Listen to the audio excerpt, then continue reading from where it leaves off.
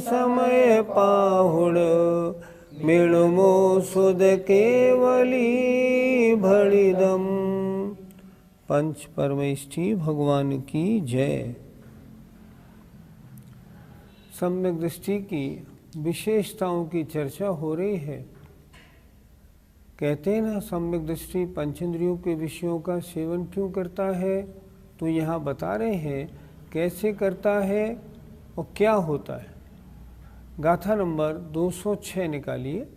सेवंतो वीण सेवदी, सेवंतो वीण सेवदी, असेवमाणो विसेव गो कोवी, असेवमाणो विसेव गो कोवी, पगरण चेठा कसवी, पगरण चेठा कसवी, नय पायरणोति सोहोदी, नय पायरणोति सोहोदी।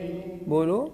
सेवंतो वीण सेवदी, असेवमाणो विसेव गो कोवी, पगरण चेठा कसवी, नय पायरणोति सोहोदी। फिर बोले। सेवंतो वीण सेवदी, असेवमाणो विसेव गो कोवी, पगरण चेठा कसवी, नय पायरणोति सोहोदी। एक एक शब्द के अर्थ पर विचार करते हैं। सेवंतो भी, सेवन करता हुआ भी, न सेवदी, सेवन नहीं करता, और असेवमाणो भी, और सेवन नहीं करता हुआ भी, सेवगो सेवन करता है कोई सम्यक दृष्टि जीव। क्या अर्थ हुआ? कोई सम्यक दृष्टि सेवन करता हुआ भी सेवन नहीं करता, और सेवन नहीं करता हुआ भी सेवन करता है। पगरण चेठा कसवी, कसवी किसी की पगरण कार्य संबंधी क्रिया होती है, दिखती है कि ये कार्य संबंधी क्रिया में लगा हुआ है, लेकिन फिर भी णय किंतु नहीं होता, पायरणोत्ति कार्य करने वाला वह नहीं होता है। क्या बताना चाह रहे हैं? जैसे जिसका लगाव है जिस कार्य से, और वो उस कार्य को नहीं कर रहा हो, किसी और से करा रहा हो या कोई और कर रहा हो, तो प्राकरणिक कौन होता है? जो बैठा है, काम नहीं कर रहा, लेकिन फिर भी जिसका उसके साथ में इन्वॉल्वमेंट है। और कोई कैसा है? सेवन नहीं कर रहा है, फिर भी सेवन करता है, यदि उसका इन्वॉल्वमेंट है तो। दो बातें बहुत अच्छी तरह बताई। देखें, सेवन करता हुआ भी सेवन तो भी न सेवदी, सेवन नहीं करता, और असेवमाणो भी सेवन नहीं करता हुआ भी, को भी माने कोई सम्यक दृष्टि सेवन करता है। पगरण चेठा कसवी, कसवी किसी की कार्य संबंधी क्रिया तो होती है, निर्णय किंतु नहीं, पायरणोति कार्य करने वाला वह किंतु नहीं होता है। वो कार्य करने वाला नहीं होता, क्योंकि कार्य करते हुए भी उस कार्य के साथ उसका जुड़ाव नहीं है। बहुत अच्छी तरह से स्पष्ट किया है। अर्थ देखें, कोई सम्यक दृष्टि रागादि भाव के अभाव के कारण विषयों का सेवन करता हुआ भी उनका सेवन नहीं करता, और अज्ञानी विषयों में राग भाव के कारण उन्हें सेवन न करता हुआ भी सेवन करने वाला होता है। जैसे किसी पुरुष की कार्य संबंधी क्रिया तो होती है, किंतु वह कार्य करने वाला नहीं होता। पंडित जी, सेवन करते हुए भी सेवन नहीं करने वाला कैसे? जैसे कोई मुनिराज भोजन करते हैं, उन्हें अपने शरीर की स्थिति के लिए भोजन करना पड़ता है, लेकिन उनका भोजन सेवन करने में या भोजन करने में कोई राग नहीं होता। तो राग नहीं हो तो सेवन करते हुए भी वो जीव सेवन करने वाला नहीं होता है। जैसे आप सबने भरत चक्रवर्ती की वो कथा सुनी होगी। कोई भरत चक्रवर्ती के पास आया, आप कैसे क्षायिक सम्यक दृष्टि हैं, इतने बड़े शासन का भोग करते हुए भी, और आप कैसे है कहते हैं सम्यक दृष्टि है, भोगता नहीं, ऐसे कैसे? तो आपने सुना होगा, उन्होंने उससे कहा एक दीपक ले जाओ जलता हुआ, घी पूरा भरा हुआ है, और मेरी सारी रानियां रनवास को देख के आओ। लेकिन एक बात ध्यान रखना, दीपक बुझ गया या घी फैला तो वही तुमको फांसी दे दी जाएगी। वो व्यक्ति उसको लेके और सब जगह गया, सारे रनवास में घूम के 1.5 घंटे बाद आया। महाराजा भरत ने पूछा, क्यों, मेरे महल कैसे लगे? उन्होंने कहा, महाराज महल मेरे आँखों के सामने आए तो सब, मैंने देखे नहीं। क्यों? मुझे लौ की चिंता थी, घी की चिंता थी। तो सेवन करते हुए भी राग न होने के कारण वह सेवन करने वाला नहीं होता। ऐसा उदाहरण इसमें दिया है। तो सम्यक दृष्टि क्रिया करता हुआ तो दिखाई पड़ता है, लेकिन फिर भी उसमें वह लगा हुआ रागी नहीं होता है। पंडित जी, सेवन नहीं करते हुए भी सेवन करने वाला कैसे? जिसकी शादी हो रही है वो दूल्हा घर में बैठा है, लेकिन सब सैकड़ों लोग उस काम में लगे हुए हैं।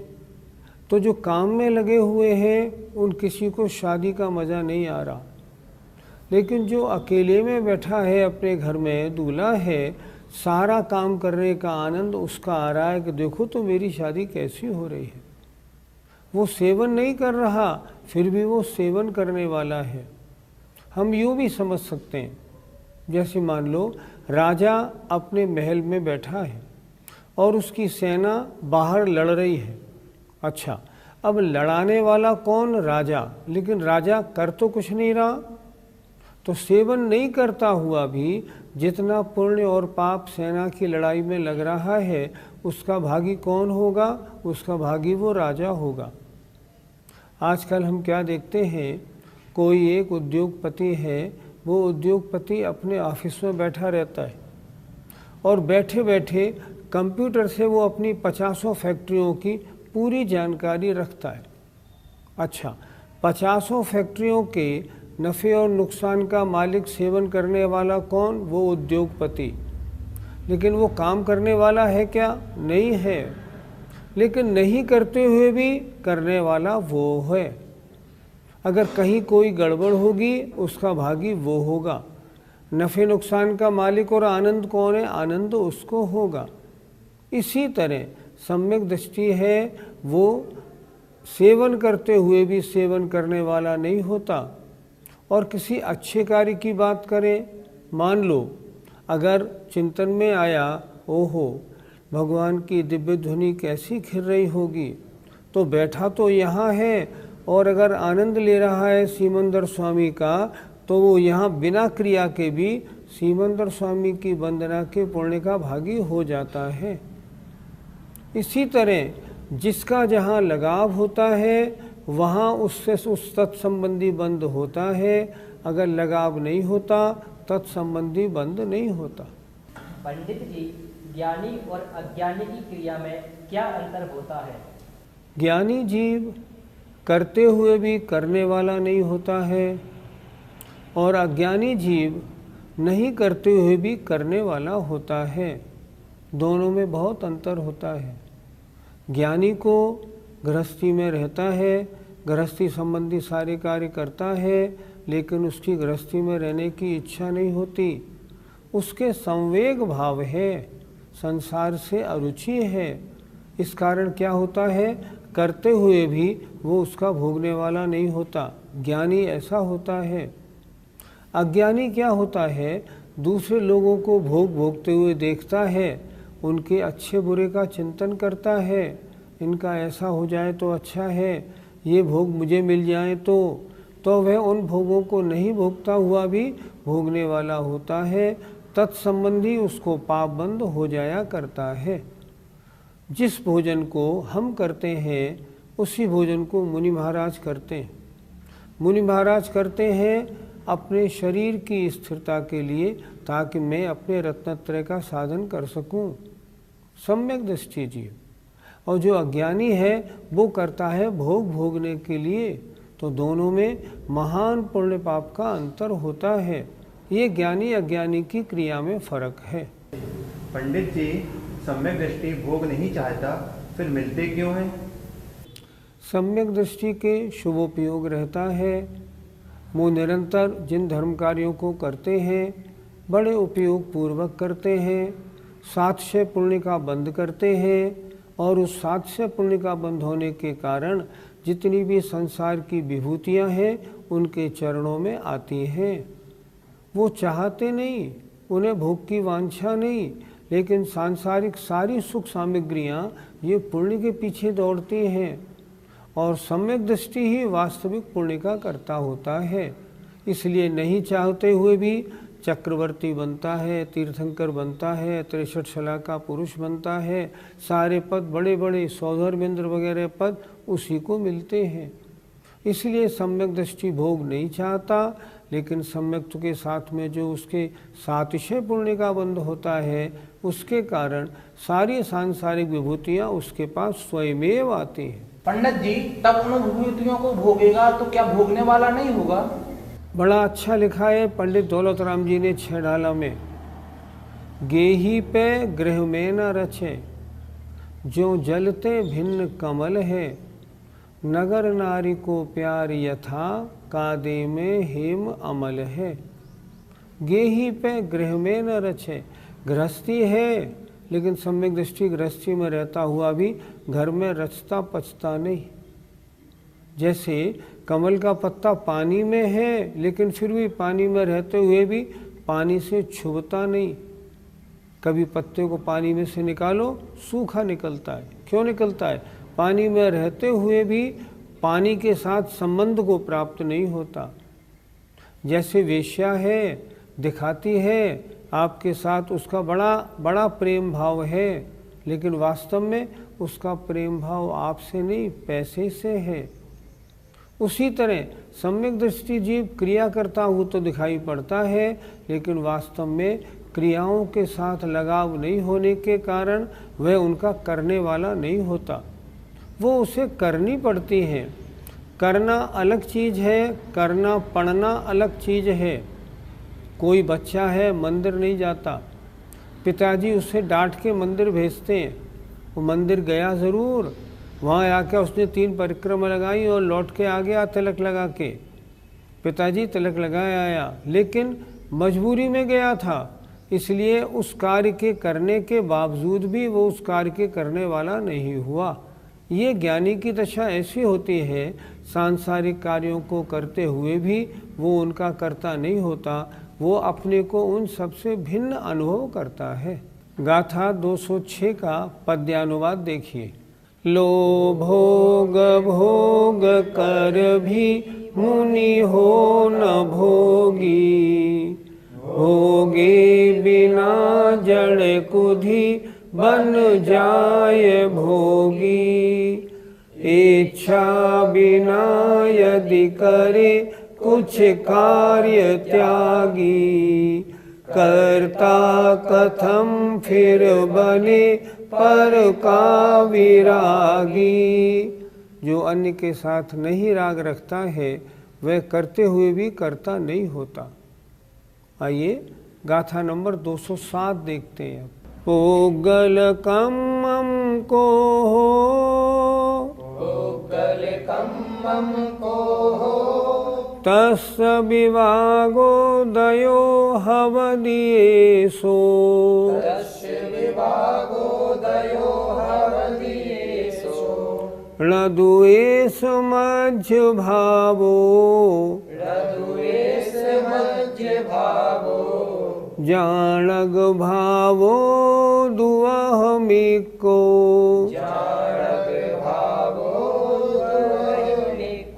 बोलिए। पुद्गल कम्मं को तस्य विभागो दयो हवदियेषु न द्वेष मध्य भावो जाणग भावो दु अहमिको। पुद्गल कम्मं को तस्य विभागो दयो हवदियेषु न द्वेष मध्य भावो जाणग भावो दु अहमिको। एक एक शब्द का अर्थ देखते हैं। पुद्गल कम्मम पौद्गलिक कर्म रूप, कोहो क्रोध है, तस् उसके विभाग उदो विपाक का उदय होने पर हवदि होता है ऐसा यह। णद्वेष नहीं है यह मज्ज भावो मेरा स्वभाव। जाणग भावो दु अहमिको अहम इक्को मैं तो एक जाणग भावो ज्ञायक भाव रूप हूँ। मैं क्रोध रूप नहीं। मैं कैसा हूँ? मैं तो ज्ञायक भाव रूप हूँ। क्या समझाना चाह रहे हैं यहाँ? ये कह रहे हैं क्रोध क्या है? पुद्गल कर्म है, द्रव्य कर्म। जब उसका फल देने का समय आता है तब उसके फल के अनुसार मुझ में क्रोध उत्पन्न होता है, लेकिन ये क्रोध मेरा स्वभाव नहीं है। स्वभाव किसे कहते हैं? जो बिना किसी कारण के होता है। मेरा स्वभाव है जानना, देखना, ज्ञायक भाव। तो ज्ञायक भाव किस कर्म के उदय से हुआ? किसी कर्म के उदय से नहीं। क्यों? मेरा स्वभाव है। वस्तु का स्वभाव किसी कर्म के या किसी अन्य कारण से नहीं होता, वो तो त्रिकाल उसमें पाया जाता है। तो मैं तो ज्ञायक भाव स्वभावी हूँ। तो ये क्रोध कहाँ से आया? क्रोध तो क्रोध कर्म के उदय के कारण ये हुआ। ये मेरा स्वभाव नहीं, ये तो मेरा विभाव है। अतः इसको मैं अपना कैसे मानूं? ये मेरा नहीं, मैं तो मात्र गायक स्वभावी हूँ, ऐसी भावना रखता है। एक बार फिर समझिए। पुद्गल कम्मम को हो, क्रोध क्या है? पौद्गलिक कर्म रूप है। तस्य विभागो दो, उसके विपाक का उदय, ऐसो हवदि यह ऐसा होता है। नदु एस मज्ज भावो, एस मज्ज भावो न, यह मेरा स्वभाव नहीं है। अहम एको जाणग भावो, मैं तो एक ज्ञायक स्वभाव मात्र हूँ। ऐसा समझता हुआ वह क्रोध के उदय में भी कभी क्रोध ही नहीं बनता। क्रोध का उदय आया है ये तो कर्म के उदय के कारण है, मेरा स्वभाव नहीं। मैं अपने स्वभाव को छोड़कर विभाव में क्यों जाऊं? इसलिए वो क्रोधादि कार्यों को करने वाला नहीं होता है। कौन? ज्ञानी। अर्थ देखें।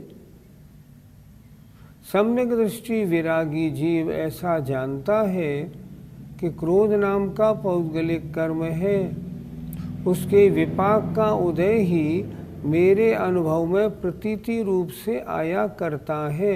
अर्थात जब वो कर्म फल देता है ना, तब क्रोध रूप परिणमन मेरे में होता है। सो यह मेरा स्वभाव नहीं है। स्वभाव क्यों नहीं है? क्योंकि पुद्गल कर्म के उदय होने के कारण हुआ है। मैं तो निश्चय से एक ज्ञायक स्वभाव हूँ, इसमें संदेह नहीं। ऐसी उसकी पक्की धारणा अपने बारे में होती है। पंडित जी, ज्ञानी राग को स्वभाव क्यों नहीं मानता? राग आत्मा में हुआ है, इसलिए चैतन्य भाव है, ये तो ठीक है। पर स्वभाव है तो अन्य के कारण क्यों हुआ? अगर राग आत्मा का स्वभाव माना जाए तो आत्मा में बिना किसी अन्य के कारण होना चाहिए। शीशा है, शीशी के नीचे आपने काला डोरा लगा दिया, काले डोरे के कारण वो शीशा अब उतने हिस्से में काला दिखाई दे रहा है। ये कालापन क्या उस शीशे का स्वभाव है? नहीं है। ये कहाँ से आया? ये उस डोरे के कारण आया। तो डोरे के कारण जो कालापन दिखाई पड़ रहा है, ये कांच का स्वभाव नहीं, ये तो उस डोरे के कारण होने वाला कांच का परिणमन है। इसको कहा जाता है विभाव परिणमन।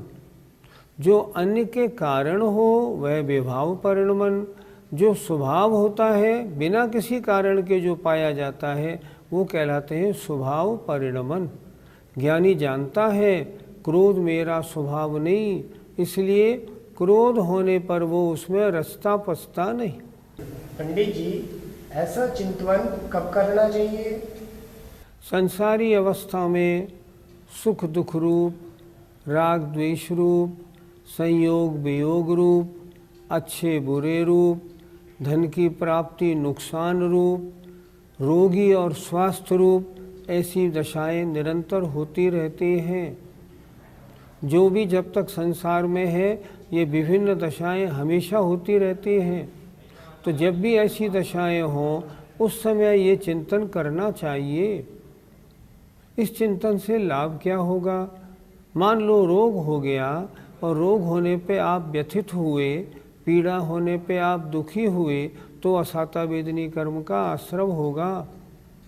और अगर उसके होने पर समता परिणाम रखा और शरीर के स्वरूप का चिंतन किया, कर्म के उदय का चिंतन किया, तदनुसार होने वाला कार्य है, ये मुझ में नहीं हो रहा, ये सारा कार्य तो शरीर में हो रहा है। जब ऐसा चिंतन करेंगे तो क्या होगा? ज्ञानीपना रहेगा, उसमें उलझेंगे नहीं, नवीन कर्मबंध नहीं होगा। नवीन कर्मबंध अज्ञान दशा में होता है। सुखी दुखी होने पर अगर संपत्ति अधिक आ जाए और सुखी अनुभव करता है तो भी सुखी अनुभव करना भी कर्मबंध में कारण है। संपत्ति का नाश हो जाए, दुखी अनुभव करता है तो भी कर्मबंध का कारण है। परिणाम कैसे रखें? हमेशा समता परिणाम, ना सुख रूप ना दुख रूप, ना हर्ष रूप ना विषाद रूप, ना अच्छे मानने रूप ना बुरे मानने रूप। आत्मा का काम जानना देखना है। जानना देखने तक कोई बुराई नहीं, लेकिन जानने देखने में ये अच्छा है ये बुरा है, जब राग द्वेष का प्रवेश हो जाता है तब वो चीज़ कर्मबंध में कारण हो जाती है। ज्ञानी ज्ञाता दृष्टा होता है, संसार की सारी दशाओं को अच्छी प्रकार देखता है, लेकिन वो जानता है ये तो संसार है, इसमें ऐसा ही होता है, सब कर्मोदय का फल है।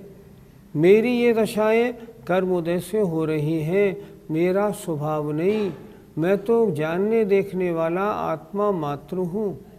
ऐसा चिंतन करने से उसके तत्संबंधी राग द्वेष परिणाम नहीं होते और नवीन बंध का भी अभाव रहता है। इसलिए ज्ञानी हमेशा ऐसा ही चिंतन करते हैं।